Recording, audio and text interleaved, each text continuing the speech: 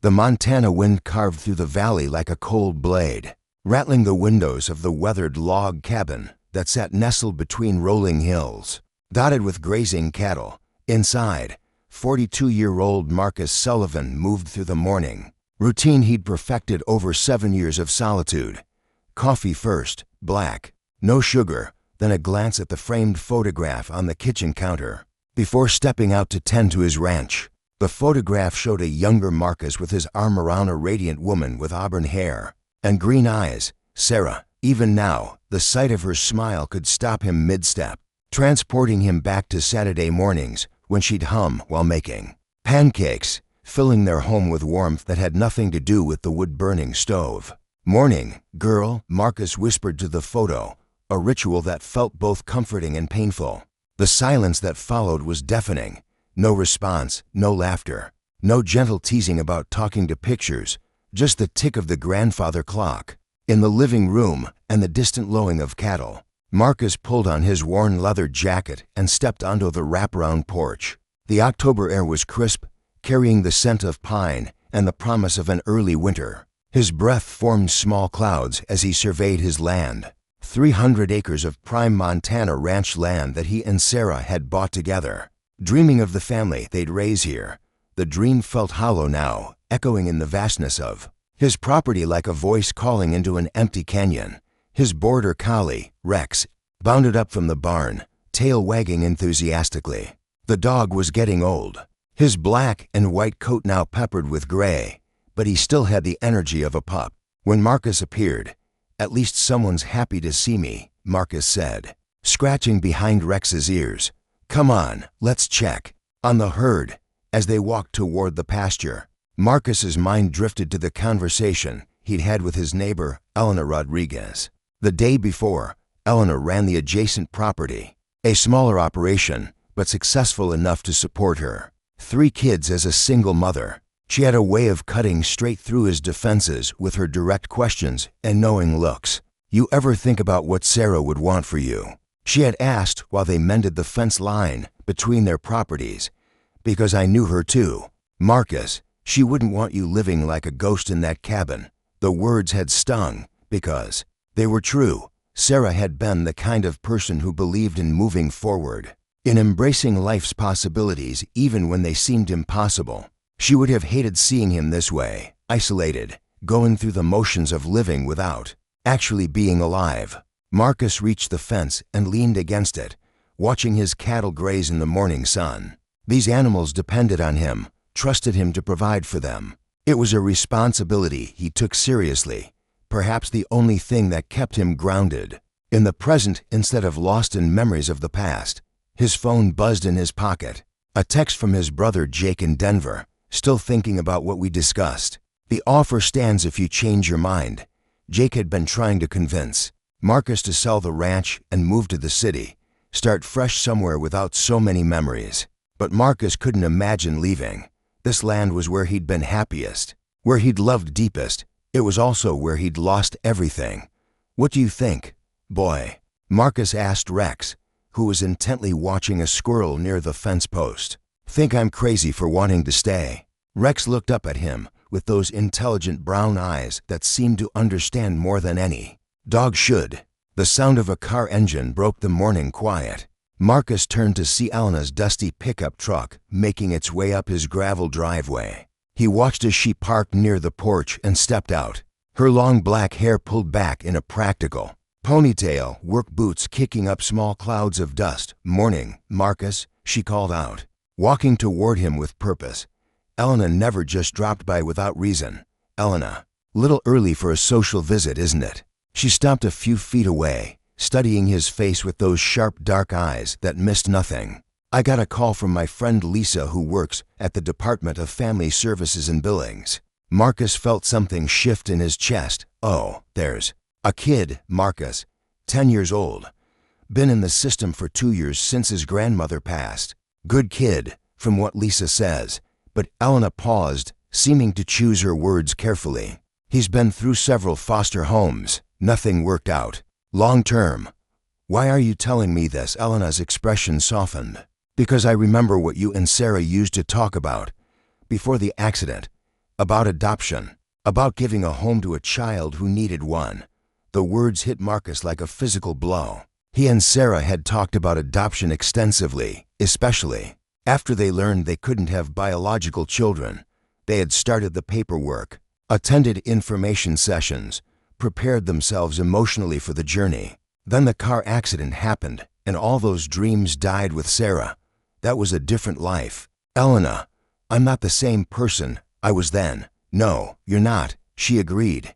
"You're sadder, more closed off, but you're also still the man who spent 3 days looking for Mrs. Henderson's lost cat last spring. Still the man who drives supplies to the food bank in town every month. Still the man who helped my daughter with her 4-H project even though you barely knew her." Marcus turned away, but Elena wasn't finished. "This boy's name is Tommy. He loves animals. According to Lisa, been asking every foster family if they have pets, if he can help take care of them. Tell me that doesn't sound like someone who'd fit right in here." The silence stretched between them, filled only by the wind and the distant sound of cattle. Marcus felt something stirring in his chest, not quite hope, but something close to it. A possibility he hadn't allowed himself to consider in years. "I live alone, Elena, in a cabin full of memories of a woman who's never coming back. That's no place for a child." "Maybe," Elena said quietly, "or maybe it's exactly what both of you need." She didn't push further, didn't try to convince him with more arguments. Instead, she pulled a business card from her pocket and set it on the fence post between them. "That's Lisa's number. If you want to know more about Tommy, she'd be happy to talk to you. No pressure, no commitment, just information." Elena walked back to her truck, pausing before getting in. "Sarah loved you, Marcus, but she also loved the idea of the family you two were going to build. Maybe it's time to consider that family doesn't always look the way we expect it to." As her truck disappeared down the driveway, Marcus stared at the business card. Lisa Morrison, Family Services Coordinator. 7 simple words that somehow felt like they carried the weight of the world. Rex nudged his hand, and Marcus looked down to see the dog watching him with patient eyes. "What do you think, old boy? Think we got room for one more around here?" Rex's tail wagged once, as if in answer. Marcus picked up the business card and slipped it into his pocket, where it seemed to burn against his chest like a small flame of possibility in the darkness he'd wrapped around himself for so long. 3 days passed before Marcus could bring himself to look at the business card again. It sat on his kitchen table like an uninvited guest, impossible to ignore but too frightening to acknowledge. Each morning, he'd pour his coffee and catch sight of Lisa Morrison's name, and each morning, he'd find an excuse to avoid the call. On Thursday evening, as rain drummed against the cabin windows, Marcus found himself in Sarah's studio, a converted bedroom where she'd painted landscapes of their ranch and the surrounding mountains. He'd kept everything exactly as she'd left it, easel still holding her last unfinished piece, tubes of paint arranged by color, brushes standing in mason jars like tiny soldiers. The unfinished painting showed the view from their bedroom window, rolling hills leading to distant peaks, a sky caught between storm and sunshine. Sarah had always been drawn to those moments of transition, when the world seemed balanced on the edge of change. "You always were braver than me," Marcus said to the empty room. He'd been talking to Sarah more lately, especially since Elena's visit, not in any supernatural way. Marcus was too practical for that, but as a way of working through thoughts that felt too big to contain. Sarah had been his sounding board in life, and old habits died hard. His phone rang. Startling him from his reverie, Elena's name appeared on the screen. "Hey," he answered. "Marcus, I need a favor." Elena's voice was tight with worry. "Miguel's truck broke down in town, and I've got to drive to Billings tonight. Emergency with my sister. Could you watch the kids until he gets back?" Marcus hesitated. Elena's children, Sophia, age 12, and the twins Carlos and Anna, age 8, were good kids. But he wasn't used to having children in his space. Still, Elena had done plenty of favors for him over the years. "Sure, bring them over. You're a lifesaver. I'll be there in 20 minutes. As Marcus waited for them to arrive, he found himself seeing his cabin through different eyes. Everything was in its place, neat and orderly, but also sterile, no clutter, no evidence of daily life. Beyond his own solitary existence, the silence that he'd grown accustomed to suddenly felt oppressive. Elena's headlights cut through the rain as she pulled up to the cabin. The three kids tumbled out of the truck, bundled in raincoats and backpacks, looking like tiny adventurers. Uncle Marcus, Anna called out, using the honorary title Elena's children had given him years ago. She ran up the porch steps and threw her arms around his waist without hesitation. "Hey there, kiddo." Marcus patted her back awkwardly, not used to spontaneous affection. Sophia, ever the responsible older sister, herded her younger brothers toward the porch. "Mom says we're supposed to be good and not touch anything," she announced. "And we brought homework," Carlos added solemnly, holding up his backpack. Elena appeared at Marcus's side, keys jingling in her hand.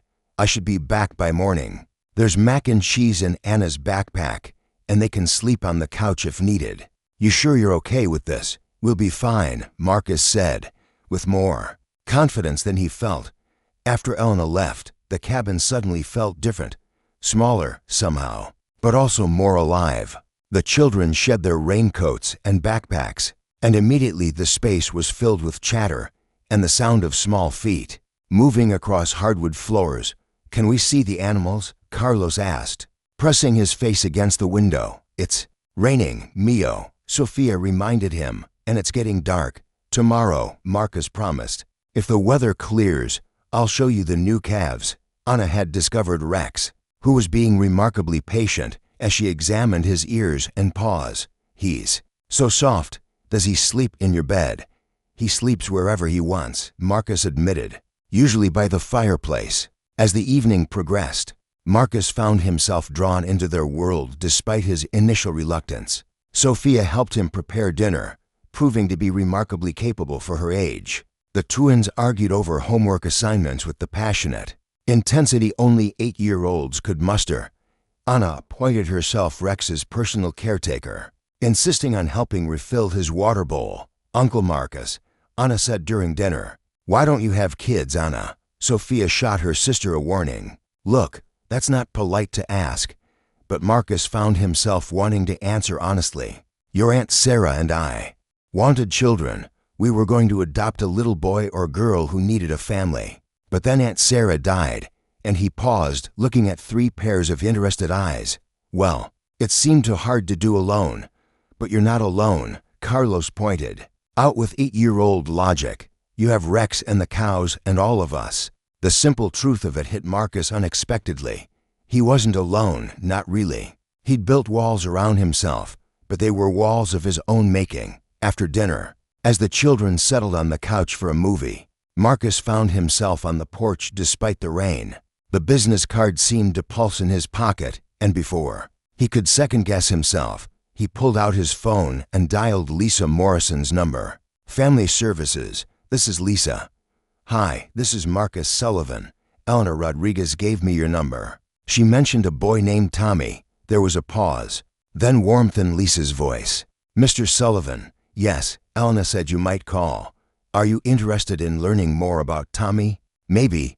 I'm not sure I'm ready for this, but that's completely normal," Lisa assured him. "Why don't we start with some basic information? Tommy Jackson is 10 years old, 4th grade, loves animals and outdoor activities. He's been in foster care for 2 years since his grandmother passed away. He's a good kid, but he's had some placement challenges." "What kind of challenges?" "Nothing behavioral." "Exactly. Tommy has a tendency to test boundaries. He wants to make sure the adults in his life are really committed to him before he lets them in. It's a defense mechanism, very common for children who've experienced loss." Marcus understood that kind of defense mechanism better than he cared to admit. "He's currently with a temporary foster family in Billings," Lisa continued. "They're wonderful people, but they can't provide long-term placement. Tommy knows this, which is why he's being extra careful about getting attached." Through the window, Marcus could see the children on his couch. Anna curled up against Sophia's side while the twins shared a bowl of popcorn.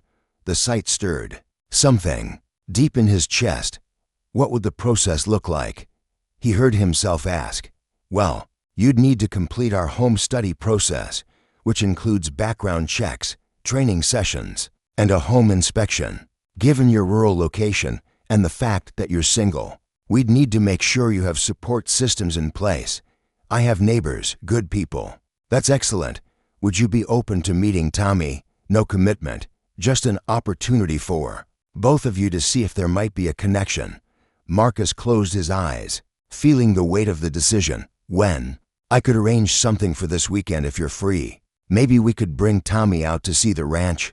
He loves animals, and I think the open space might appeal to him. Saturday afternoon, Marcus said before he could change his mind. Perfect. I'll call you tomorrow with the details. After hanging up, Marcus stood in the rain for a long moment, feeling as if he'd just stepped off a cliff without knowing if there was solid ground below. When he went back inside, he found the children had fallen asleep in a pile on the couch, the movie still playing softly. Sophia had her arms around the twins, protective even in sleep, while Anna had curled up with Rex at their feet, looking at them. Marcus could almost hear Sarah's voice. See, you're not as broken as you think you are.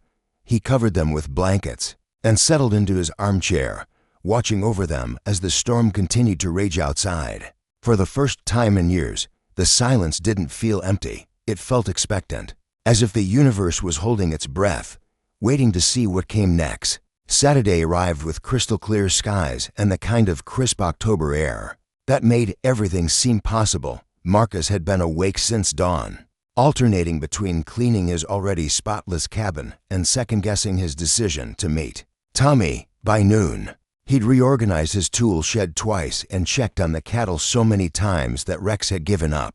Following him around, at 1:30, Lisa Morrison's SUV appeared at the end of his driveway, moving slowly up the gravel road. Marcus watched from the porch, his heart hammering against his ribs with a nervousness he hadn't felt since his first date with Sarah. The SUV parked near the cabin, and Lisa stepped out first, a woman in her 40s with kind eyes and graying hair pulled back in a practical bun. She wore jeans and hiking boots, clearly having dressed for a ranch visit. Mr. Sullivan, she called out. Beautiful property you have here. Thank you.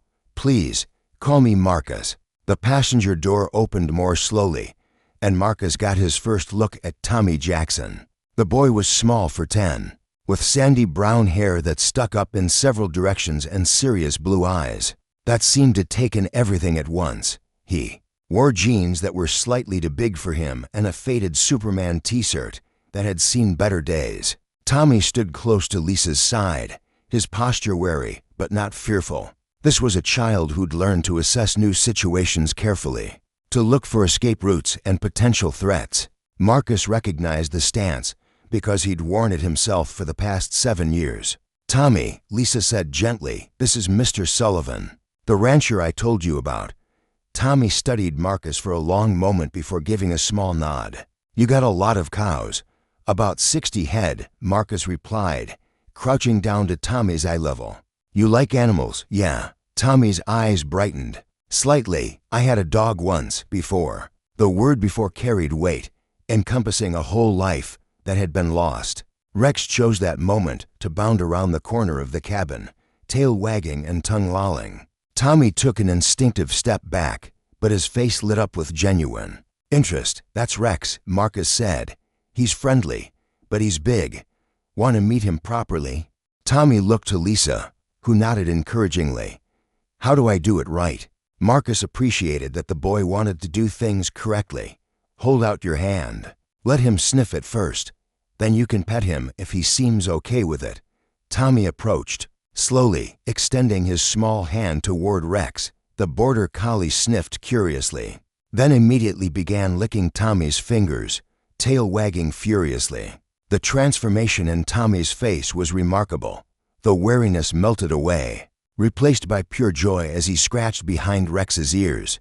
He likes me. He's got good taste, Marcus said, standing up. Want to see the rest of the ranch? They started with the barn, where Tommy marveled at the organization of tools and feed, asking thoughtful questions about how everything worked. His interest seemed genuine, not just politeness, and Marcus found himself relaxing as he explained the daily routines of ranch life. You do all this by yourself?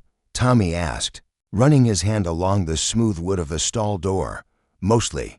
My neighbor Elena helps sometimes. And I hire extra hands during busy seasons. Must get lonely, Tommy said quietly. And something in his tone suggested he understood loneliness intimately. They walked to the pasture where the cattle grazed peacefully in the afternoon sun. Tommy climbed onto the fence rail, balancing carefully. As he watched the animals, that one's pregnant, he observed, pointing to a heifer with a noticeably rounded belly. Marcus was impressed. Good eye. She's due in about 6 weeks. What'll you name the baby? I usually just number them for record keeping. Tommy frowned. That's not very friendly. They should have real names, you think so? Yeah, like that one there. Tommy pointed to a black calf with a white patch on its forehead. She looks like a Stella. Marcus found himself smiling. Stella it is. Lisa had been hanging back, letting them interact naturally, but now she approached. Tommy, why don't you tell Mr. Sullivan about your school project? Tommy's enthusiasm dimmed slightly. We're supposed to write about what we want to be when we grow up. It's dumb. What do you want to be? Marcus asked. Tommy shrugged, suddenly looking much younger than his 10 years. Used to want to be a farmer, like my grandpa was. But he trailed off, the unfinished sentence hanging in the air. But what? Foster kids don't usually get to be farmers. We don't have land or animals or anything like that. The matter of fact, way Tommy said it broke Marcus's heart. Says who? Marcus asked. Farmers come from all kinds of backgrounds. Tommy looked at him skeptically. Really? Some of the best ranchers I know started with nothing but a willingness to work hard and learn. They spent the next hour walking the property, with Tommy asking endless questions about everything from crop rotation to cattle breeding. His curiosity was infectious, and Marcus found himself seeing his own land through fresh eyes. The afternoon light painted the hills gold, the satisfaction of animals thriving under careful care, the deep sense of purpose that came from working the land. As they headed back toward the cabin, Tommy suddenly stopped. Mr. Sullivan, can I ask you something? Of course, Lisa says you might want to, be my dad. The words came out in a rush, as if Tommy had been building up courage to say them. Marcus felt the weight of the moment, the importance of his answer. I'm thinking about it, but it's a big decision for both of us. Tommy nodded seriously. Other people thought about it too, but then they decided I was too much trouble. The pain in those words hit Marcus like a physical blow. What kind of trouble? I ask too many questions. I get scared at night sometimes. I don't like when people yell, even if they're not yelling at me. Tommy's voice got smaller with each confession. Marcus crouched down again, bringing himself to Tommy's eye level. Tommy, listen to me. None of those things make you trouble. They make you human. Really. You know what I think? I think those other people weren't ready for you. That doesn't mean there's anything wrong with you.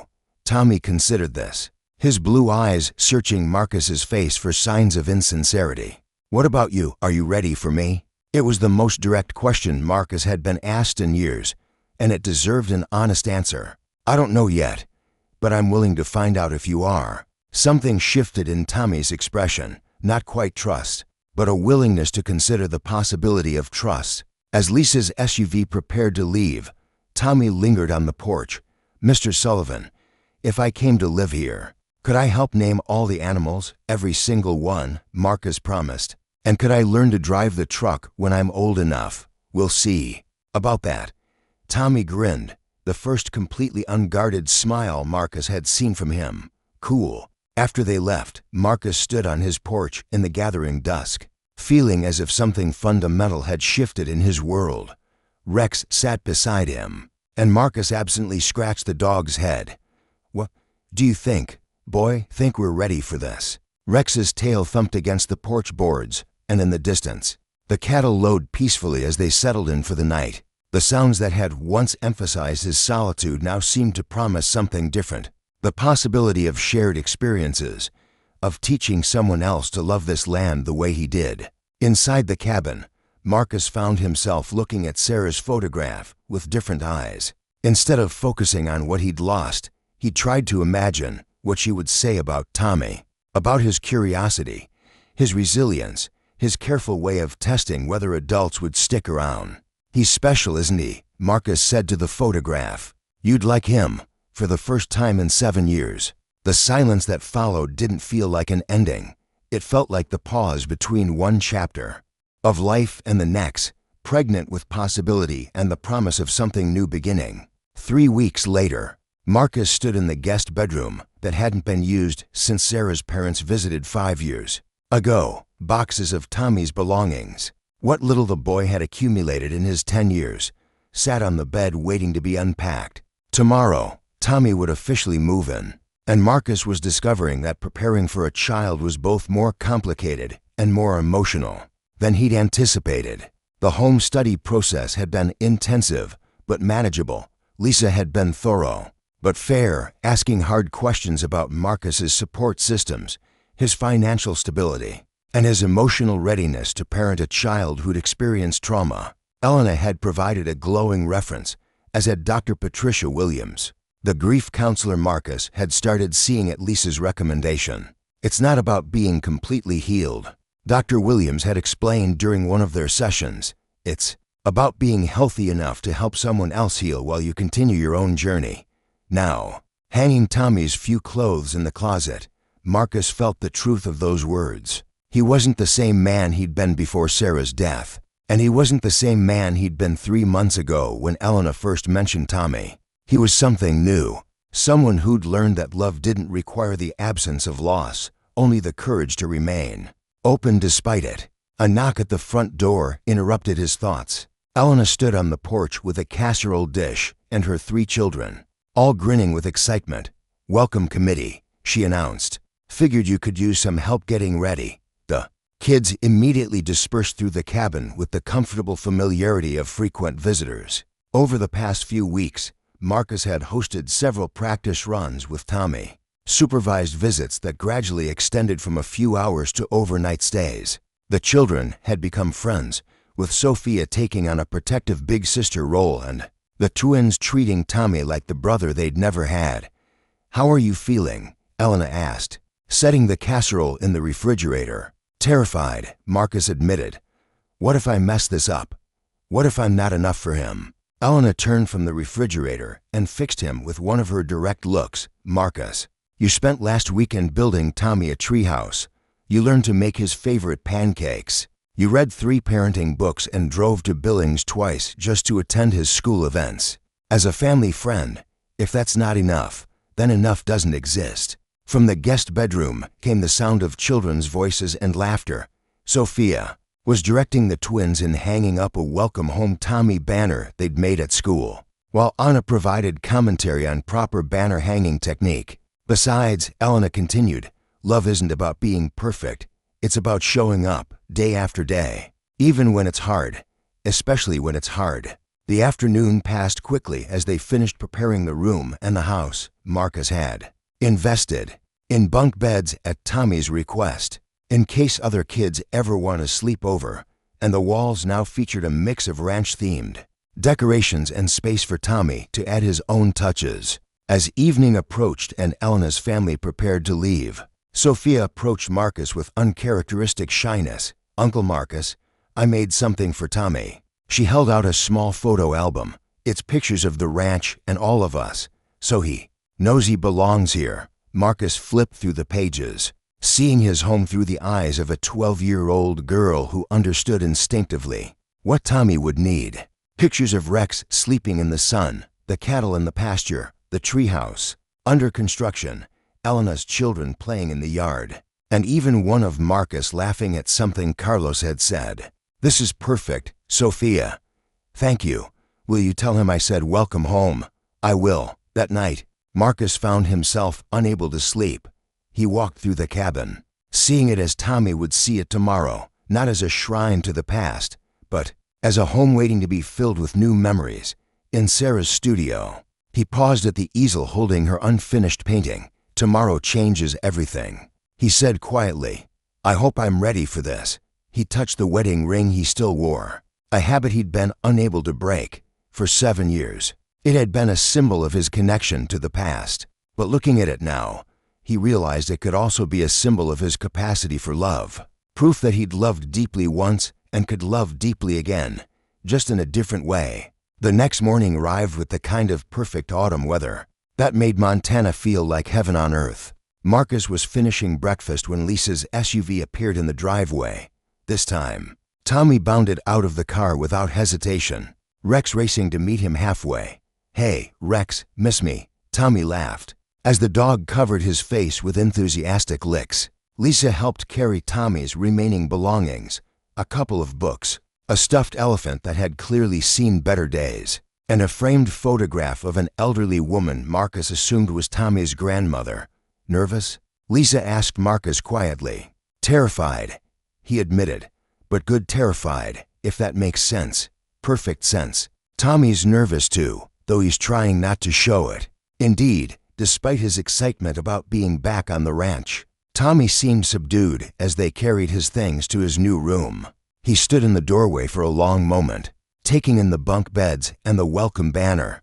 "This is really mine," he asked quietly. "Really yours," Marcus confirmed.